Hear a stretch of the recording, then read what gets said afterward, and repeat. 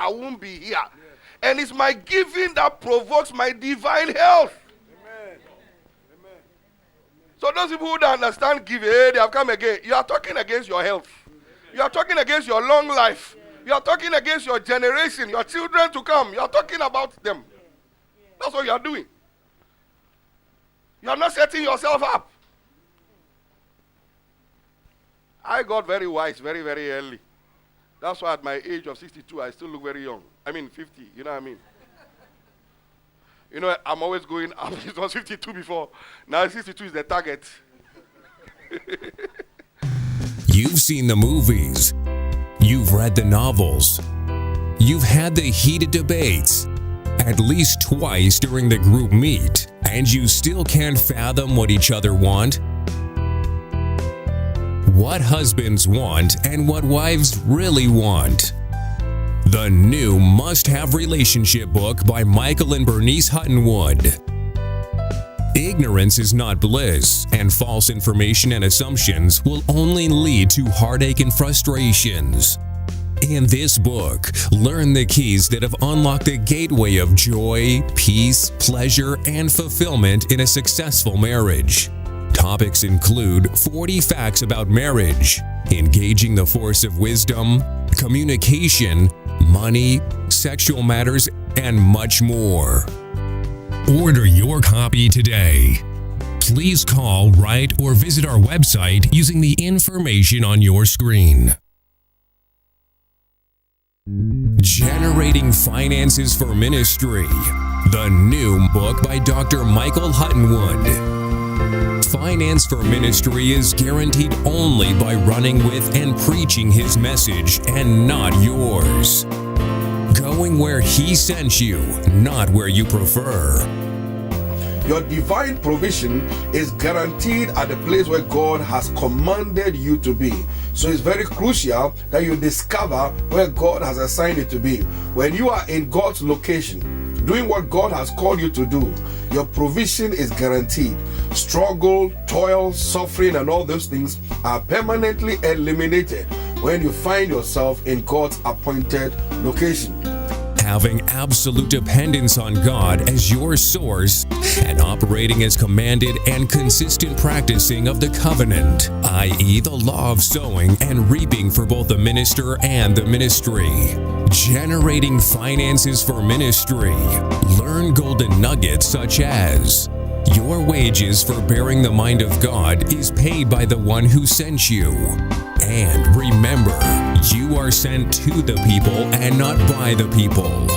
And if heaven sent you, then expect heavenly funding. A must for every minister of the gospel. Order your copy today. Please call, write, or visit our website using the information on your screen.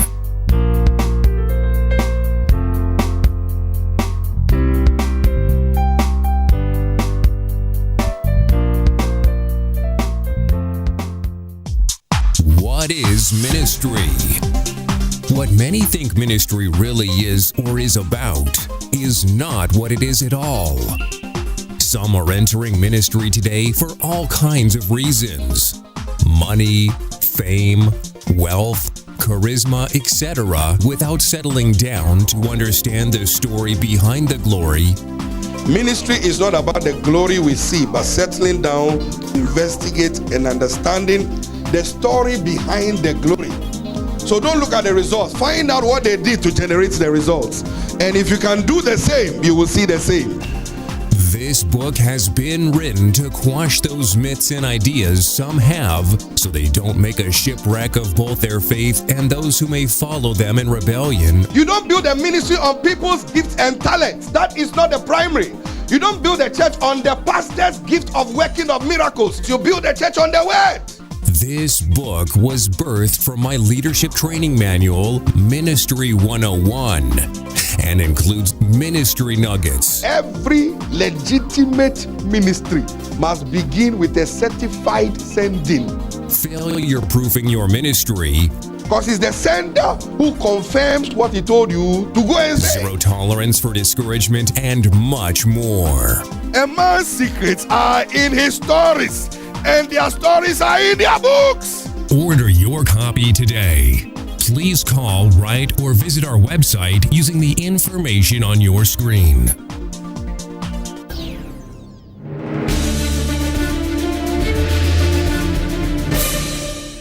Who is understanding this thing about giving now? You need to catch it. Why thanksgiving? Why?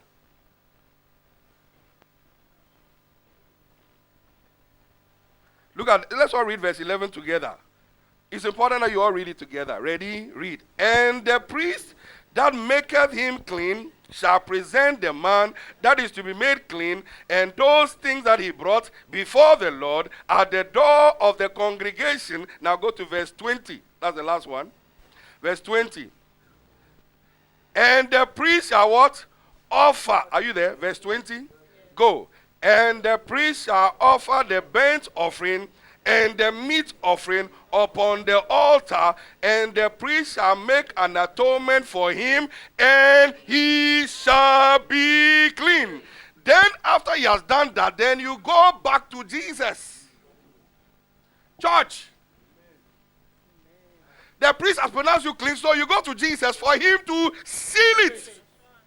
Seal your productivity. Seal your fruitful womb. Seal your business. Seal your marriage. Seal. Amen. They knew when they go to the priest, they have to do these 3 offerings. That's why they didn't go. You see, everything is here.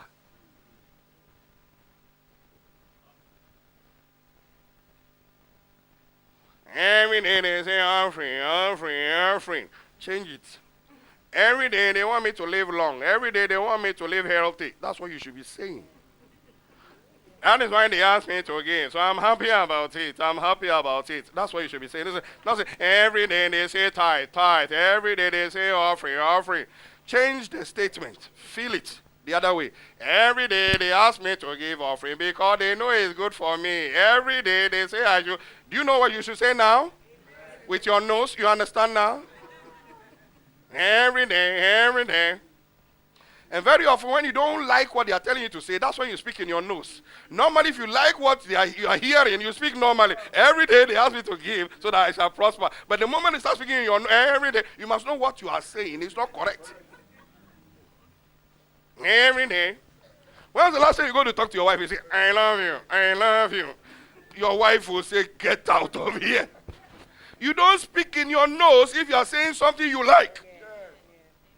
It's only when it comes to offering and obligations in church that people speak in their nose. And in my new book, I have a quote. It's only when it comes to tithe and offering that Christians forget they did mathematics and arithmetic in school. They forget they can calculate. It's only when it comes to tithe and offering they forget they can add 1 to 1. They don't do that at McDonald's. Were they not 10 cleansed? So let's go back to Luke and finish. They had to go to the priest and do these 3 things, and then the priest declares them clean. So they go back to Jesus, the church, and then give God thanks.